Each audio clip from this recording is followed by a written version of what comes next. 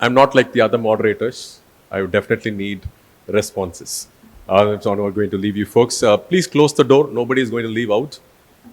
Yeah, thank you. All right. Once again, good afternoon and a wonderful topic. The next big thing where innovation meets opportunity. All right. We have wonderful panelists. We have one person yet to come, but I'll quickly. Oh, they're already here on the stage. All right. Okay. Can we have a big round of applause to Mr. Ramesh Kumar, Managing Director, Balaji Prime Steel Private Limited? You can raise your hand, sir. Okay. We also have Mr. Raj Mohan, Subramaniam Director on RNP Tech Private Limited.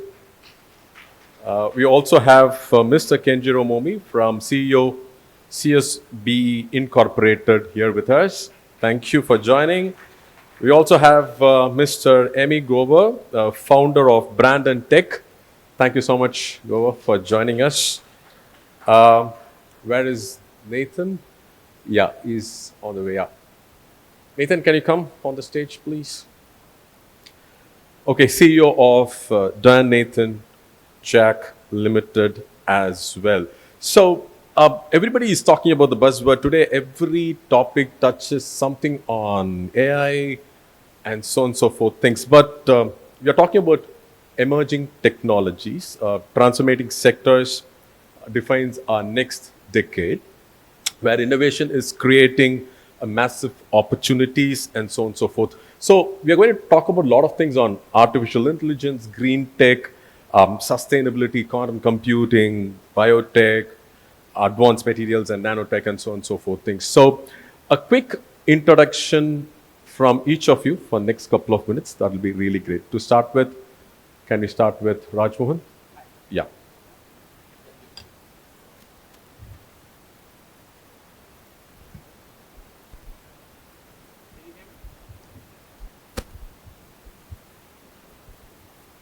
Yeah, hi.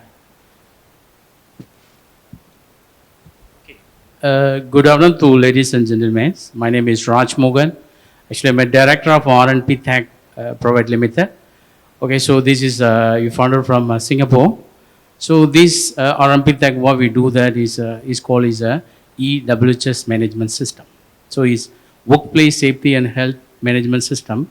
So it is comprise all the company operation. So it's mainly for safety functions.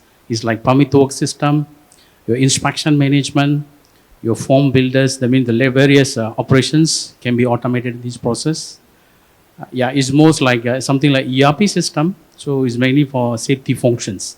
Even your others like quality, environmental, sustainable activities. So there's a lot of company operations. Again, the My System will done. So this is one system. It's unlimited users, unlimited companies, unlimited countries. So it's only one system. So we can do wonder in this. That's about me. Thank you, Raj Mohan. Mr. Ramesh, please. Good afternoon. My name is Ramesh Kumar Ajviria. I am Managing Director of Balaji Prime Steels. I got 35 years plus experience in leadership position in engineering director in India abroad. I have expertise in steel, cement, solar system and power plants. In India, one of the biggest achievement in my life that in private sector, we were the first company. I have made the rail for the bullet train, high-speed train, successfully in private sector. And now I'm doing the global consulting also, India and abroad, and we are supplying the products, also steel products, and we are doing import-export business also, and so many. So I now become engineering director, board of director to come to my entrepreneurship role also. Thank you very much. Thank you, Mr. Ramesh. Can we have Mr. Kenjiro introduce himself?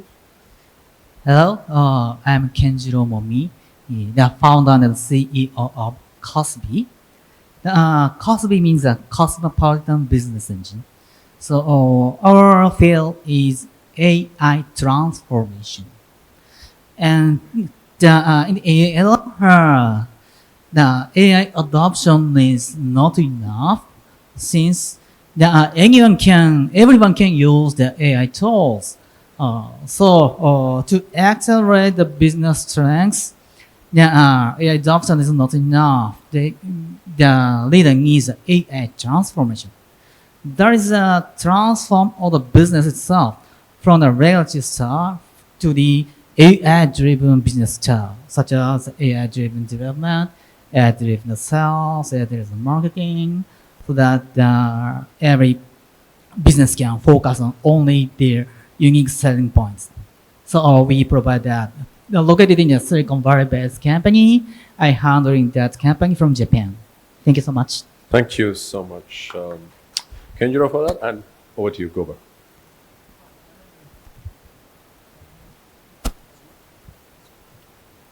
Hi, I'm Emre. I'm a tech-based engineer, now turned to e-commerce entrepreneur. Currently, I'm working with thousands of influencers and content creators to build their future. And most of the times I see that most of these kids, even though they got education, they don't know how to sell an idea. So they need to practice outside of this field. That's why for this matter, we built a platform called Brand and Trend, where these kids are able to practice while they learn with the support of the AI at the same time. Thank you. And finally, Jack.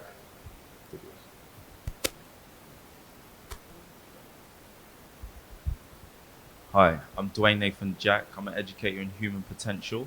I work with business leaders, executives on a personal level, and I go into the companies and deliver the core four of excellence: consciousness, communication, competency, and compassion, bringing a different narrative to this day and age and culture, going into a new era of force, authority to authenticity, and bringing the culture with them. Thank you. Thank you so much. So, ladies and gentlemen, the panel discussion starts here. We have kind of put across few things which talks about future industries. We are going to talk about innovation and entrepreneurship. We are going to talk about future of work. Obviously, if it is going to be future of work, it is going to be skills and education, and something on safety and something on regulatory framework. To start with, I would start with Mr. Ramesh Kumar. So mostly on innovation and entrepreneurship. What are the key challenges facing startups in emerging industries, and how can they overcome? So, entrepreneurship, you have to go alone with that. I am the example of that. That I work with a leadership position now. I am come to the entrepreneurship role now. So you have to first to entrepreneurs, then you have to become a business leader also. Because what happened, you have to train your people in your business. Then you have to guide them also as a business leader also. Then it is a growth plan is there, impact is there. There are small scale businesses, there are medium scale businesses, large scale businesses there. And entrepreneurship is you have to go alone because you have got a lot of challenges you have to face. Now people are, I was seeing this, this was one of the different type of experience for me. I attended a lot of conferences in the world, but this was the mixed experience was there. Now everybody was talking AI also here. So AI, artificial intelligence, just assist you, but it cannot replace the human brain also. Human is more intelligent than AI, as I believe also. So maybe I bring my son, young son is 25 years, Rahul Ajmeria. He's sitting there and he's working one's biggest company, NVIDIA, and he's a designer of AI and chips also. I think he may not be agree with me. So, so this is the entrepreneurship is a very difficult part also, as well as you, when the success is there, there is joy also there. I can give one small story for when I was working in my previous company. India, one plant is government plant with us making the rail also, another is a private concern, Jindal Steel and Power Limited. We have put this plant and started this rail commission in 2003 with the Japanese technology. I have been trained to Japan and Kinki Fukuyama also, and I have been to Japan also many times, and Hiroshima, then Hitachi also. So people are laughing us, oh, how you can make a rain and all that. When I again abroad and I can again come back and join there, you will not believe we commissioned in 2003 and successfully rail produced on 2nd October of 2015 with lot of efforts. So everybody was telling, even somebody told my wife also, Mr. Ajmi has become mad now. He's not going to make the rail, and why he's doing so much hard work. But I took this challenge and made it successful. That was the first thing. Second thing was the the high speed train Shinkansen, Shinkansen in Japan. So that speed is 320 kilometer per hour. Now in India it is coming from Bombay to Ahmedabad, and that rail has called Hadhan rail. That was a big challenge, and that under my leadership, the first time in India ahead of government, we successfully produced that rail also. So sometimes you have to face this problem also, and you have to. This is one example of innovation also, as well as the you can say the entrepreneurship of and leadership also. So this is very important. Innovation, you have to develop the new products, new ideas, and some. So I can experience with you a lot of new products like parallel flange beam. We first time developed with the Japanese technology in India. Then we developed the sheet pile also. Bullet train for rail for bullet train I already discussed with you.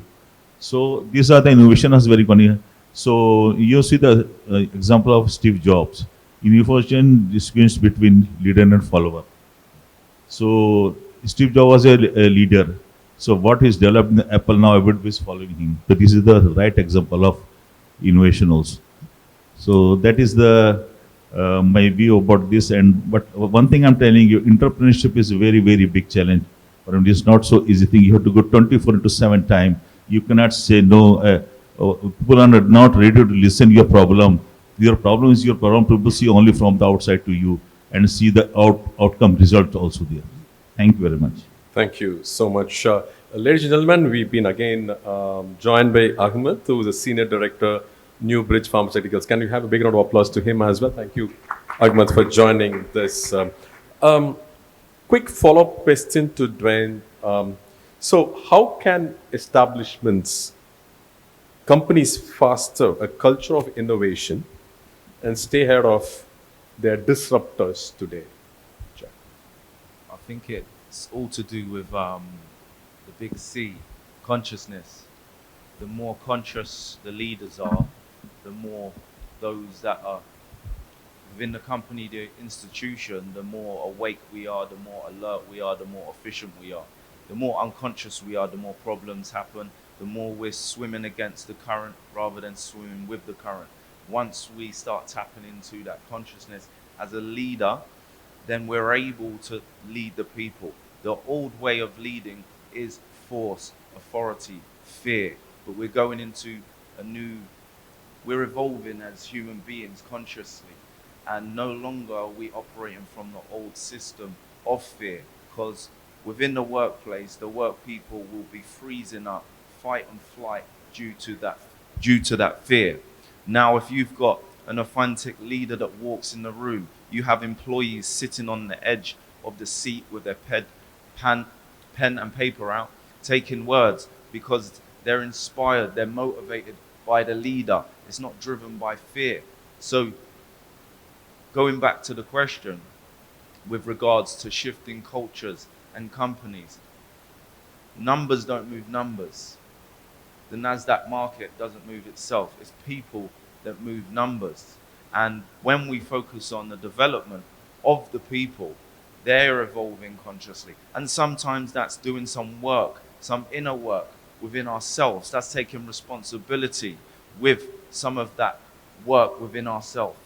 Taking responsibility, looking at uncomfortable things within our personal life, because our personal life will pour out within our business and affect the efficiency, the productivity within our business, the way we communicate. If we're communicating effectively, if we're communicating ineffectively, how is that going to contribute to the relationship that we have with our fellow workers or our partners? And it's just being conscious to enable us to be that beacon of light. So there's power driving through us for our team, our company, our society.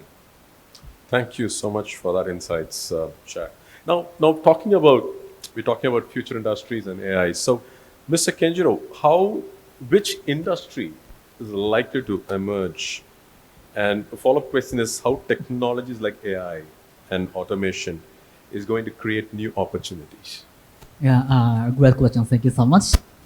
Well, since I'm delivering AI transformation, from that point of view, I like to say that almost all industry have the great opportunities. Since AI could, AI enables you to focus on only your unique sales point. So unique sales point is a key or for the growth. Now, especially the unique selling point or the original knowledge, which is the ticket knowledge, is differentiate you against other competitors, and even the artificial intelligence cannot learn your ticket knowledge. So if you accelerate that ticket knowledge, that will accelerate your business. But there are many, especially for these small, mid-sized entities, we have many shortage of resources.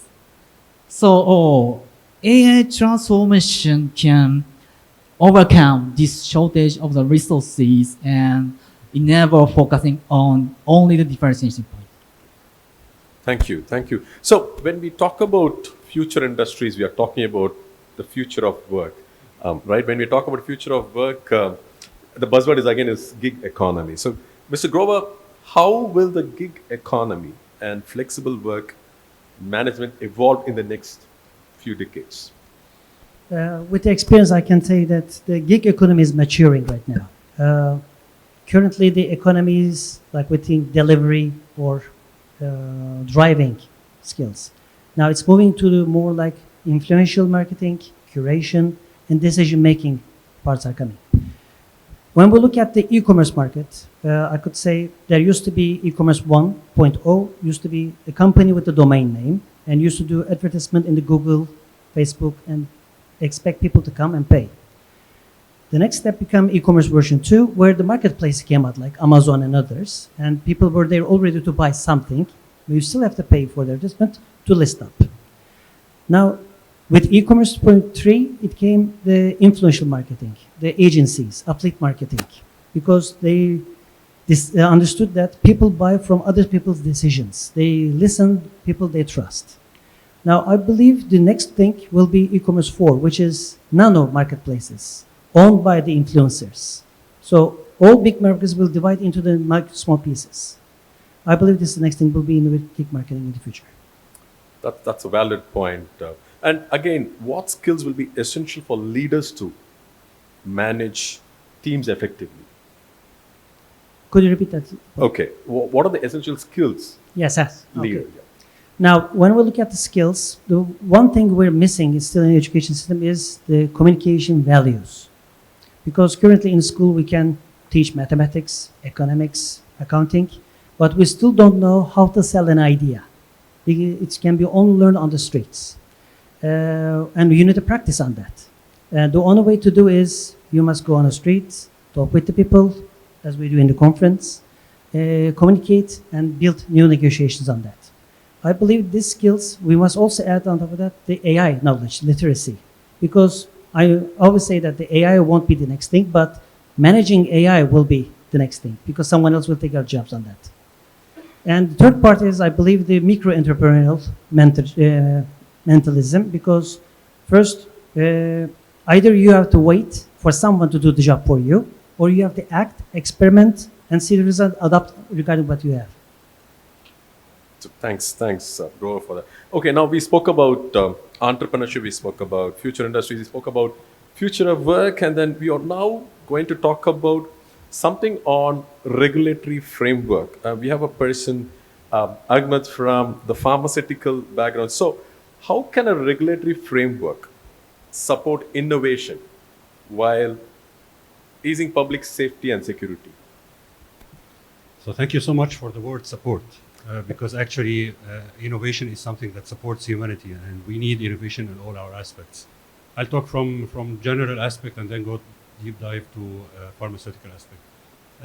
Innovation should and regulations should support actually the access to innovation, shouldn't chase it. But while doing so, in an industry like pharmaceutical industry, we are touching human beings. So there should be actually a rigorous framework, but that enables access, that enables speed to market, because innovation in pharmaceutical industry is touching patient lives and diseases. Yes, there are a lot of innovations that came to the pharmaceutical industry, like AI designed molecules that are targeted, immunotherapy molecules that are gene therapies that actually are life-saving.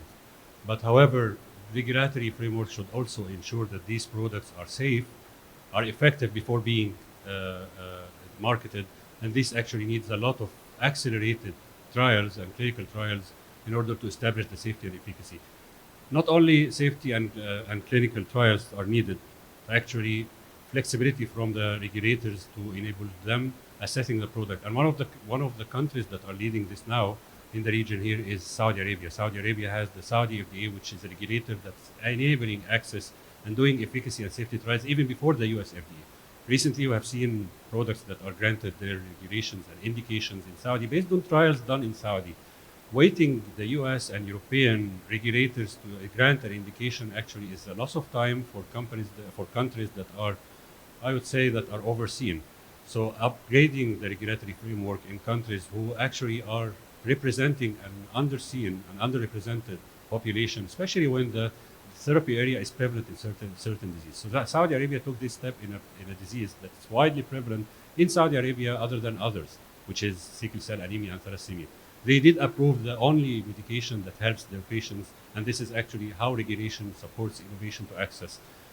In other setup, actually, AI is used to drive precision medicine.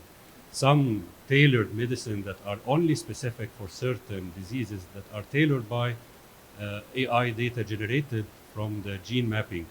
So having as a regulatory support to this precision medicine will end up one day to have certain treatment for certain disease, for certain population. And one of the countries that's actually leading this is UAE by developing a genome for the UAE citizens, and Saudi Arabia is coming next. So such kind of innovations will help leveraging the healthcare system while also being regulated. And one follow-up question, Ahmed. So how will quantum computing, today again that's another buzzword, impact healthcare industry? What exactly? How is quantum computing Yeah. helping healthcare? So actually, that's exactly the gene mapping that's being done. Identifying the gene sequence and identifying the gene that's specifically related to certain disease will help a targeted therapy, and this is usually should be also regulated. But this kind of is a disease detection.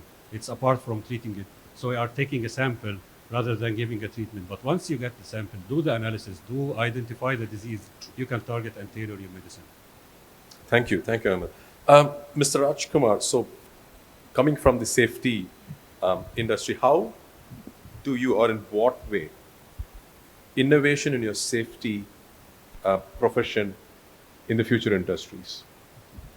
Okay, I would like to share my insight from my experience in workplace safety and health and digital transformation, emerging technologies, and how these global shifts are creating a new opportunities for organization in the Middle East, Asia, and beyond.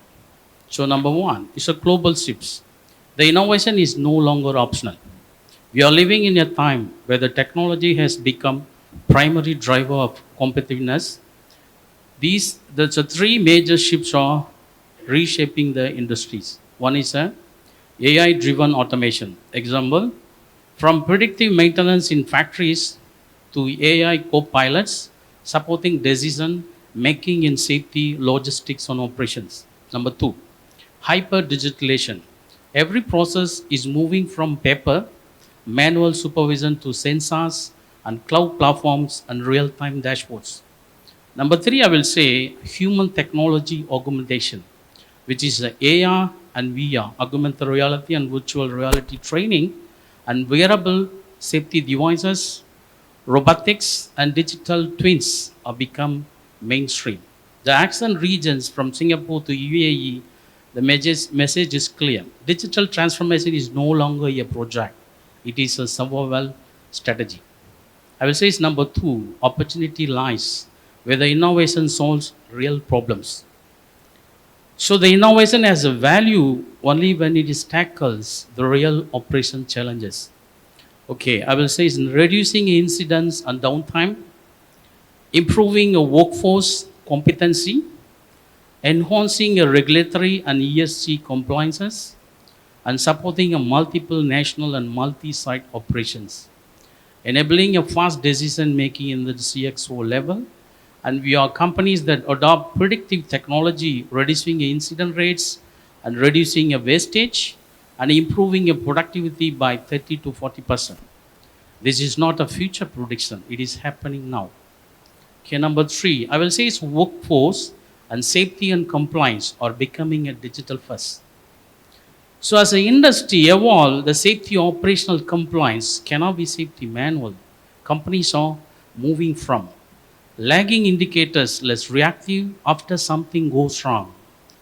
Then we got to look out for the leading indicators, which is predictive and real time and AI assisted. This shifts creative enormously opportunities, and especially for SMEs, small medium enterprise, to operate with the same level of intelligence that major corporation enjoy. So I will say it's number three is number four is care example. What we implement is RNP EWHS Workplace Safety and Health Management System is a practical innovation for future industries. Allow me to share this a real case from my work. RNP Tech platforms. It demonstrates how creative opportunity even small medium enterprise. So what it is? Digital workplace safety and management system designed for construction, engineering, logistics and manufacturing series. And why it is matter? So because many companies still depend on the paper, WhatsApp, spreadsheets, and leading to delays and lack of visibility and compliance risk. And what make it is the next big thing? Okay, number one is AI assisted safety management system. We can automate an analysis for LTIR, last time injury rate, accident frequency rate, and accident severity rate. And even we can predictive insights and risk trends. And we have a AI support for incident and inspection report as well.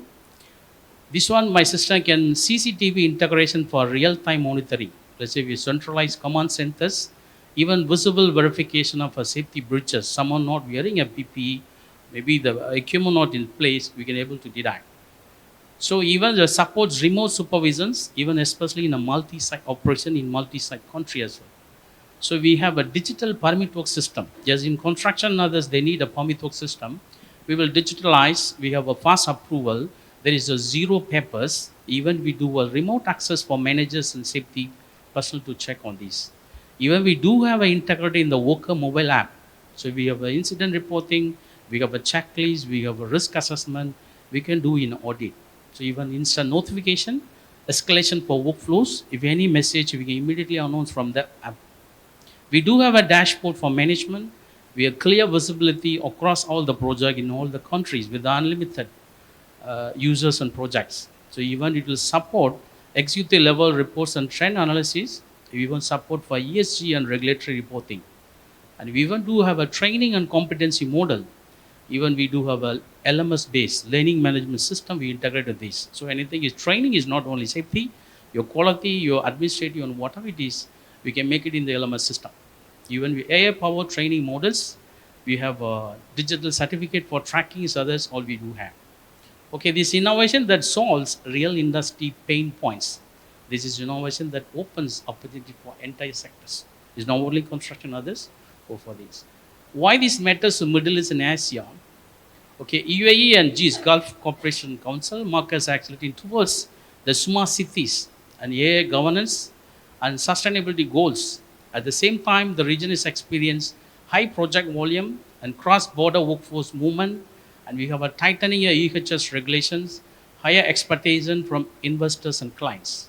So the digital EHS system like RMP Tag directly support national industry like greater transparency, higher productivities, and reducing risk and improve workforce capacity as well. So the futures belongs to fast adopters, right? Let me close this thing with that. The companies that all lead the next decade are not biggest; they are the fastest adopters of innovations. When the organization embrace AI, the digital system, the real safety visibility, work becomes safer, the decision becomes smarter, the operation become more efficient, and the workforce become more empowered.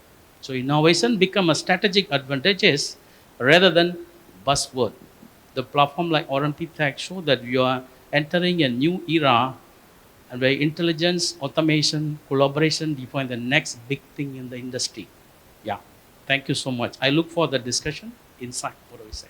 Thank you so much. Thank you, Raj. I think you covered it all. And the best thing is the future belongs to those who innovate at the end of the day. Okay, I'm really honored that I'm just being moderating the MDs and the CEOs of the companies. One question out of the box is, what education system should we adopt to prepare students for the emerging job markets? Can we start with Ahmed, please? So, learning about the benefits as well as the risks, coming from the background of regulators, is something that should start from childhood, and then should evolve by time. But AI doesn't come with a risk-free recipe. We kept learning about the machine learning itself and how implications could it have negatively before the positive one. In addition to this, I think this is something that's evolving also as well. The over-dependency on AI, yes, it's practical. However, with time, we might realize at a certain point that it's downgrading our skills and capabilities. So this balanced recipe is yet to be identified. I believe it starts with self-education on the self once again, because you can have a product, you can have a system, you can have the external product service. However, whether it's AI, we are the drivers, and without that self-education, without that self-help, mental, emotional, then we fall short to operate these machines or the products or decision making for wherever that may be. So I always go back to the self-education. I think within the curriculums in schools should be emotional intelligence, soft skills, communication skills, confidence, because we're in a generation where we're focusing all our energy on devices, everything externally, but the power is within. We put in all our focus, intention, our energy in the assets outside of us, but we're forgetting the asset that we see in the morning in the mirror. Wonderful, wonderful. Gover, it's a beautiful point. I believe that I think it's just short answer that we need more mentors. But the thing is, we will never have that much. Hence, that's why we need the power of the AI with it.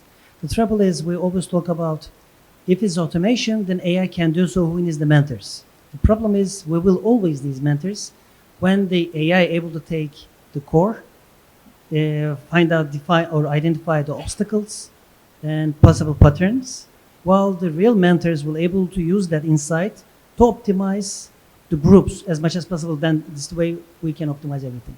Absolutely. Ken, your words. Yeah, so the education.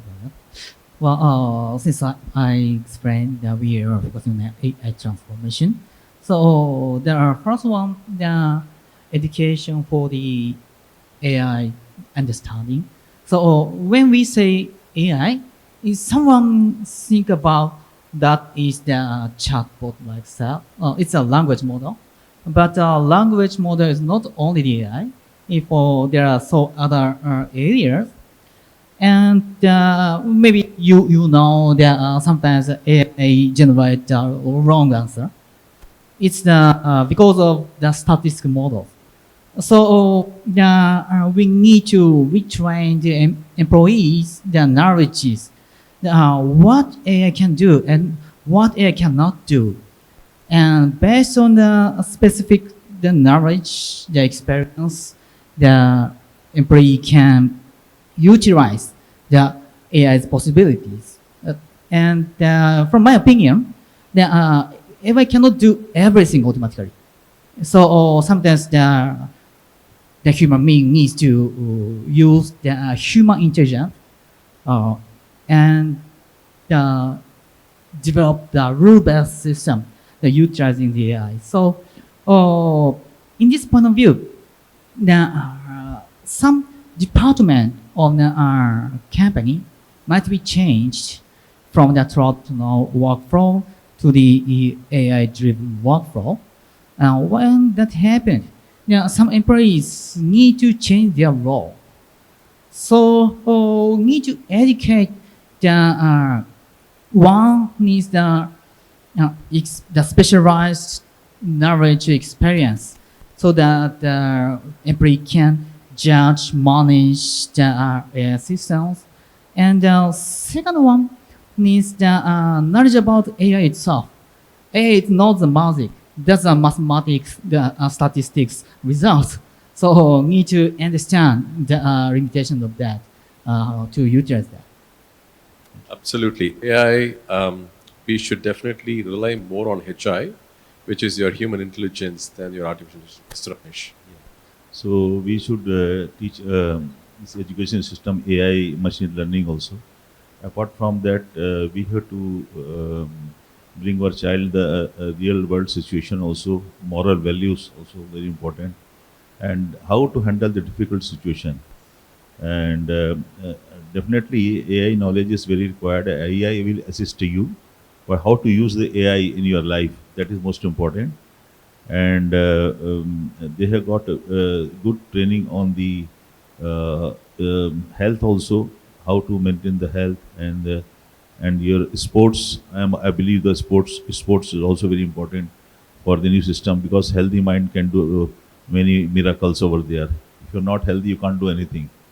So that is most important. And the in my view, my personal also, because I got two sons also. The one is from computer science from US, and another sitting here. We are working with NVIDIA. I am developing for the entrepreneurship.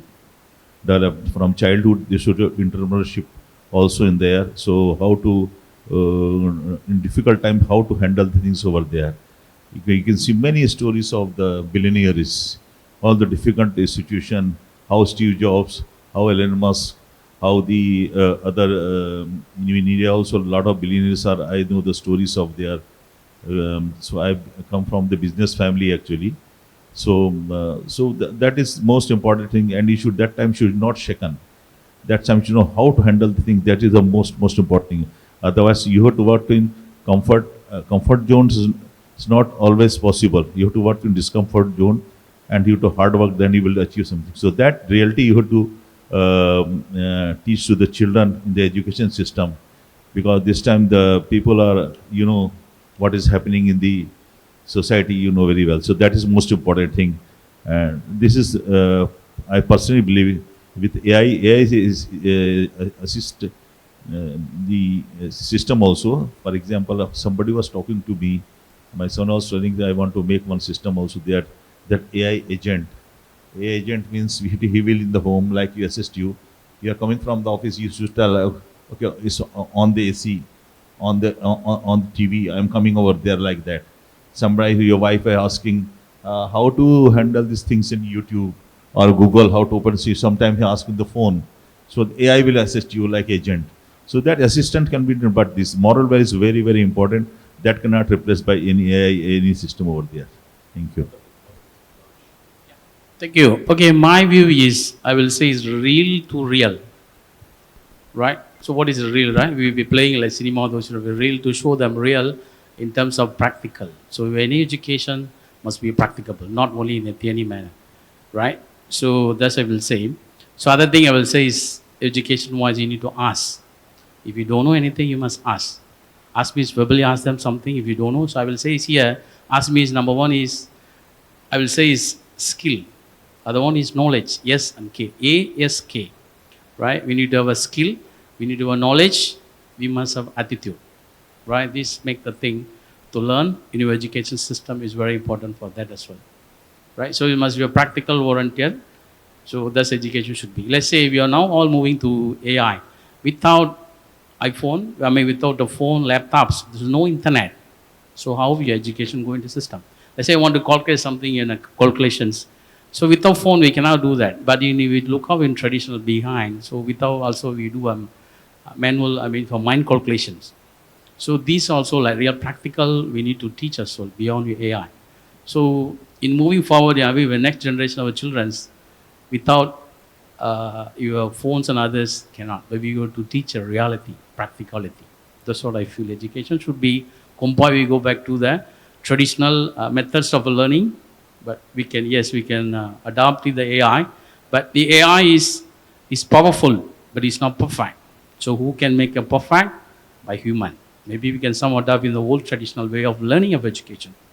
That's my insight. Thank you so much. One closing comment from, just 30 seconds of closing comment on the topic what we discussed. Ahmed, if you want to start, one closing comment. So at the end of the day, AI is a tool. AI is a supporting, let's say, machine. At the end of the day, it was invented by man. So in order not to lose ourselves and our values, yeah, we can use AI as an agent.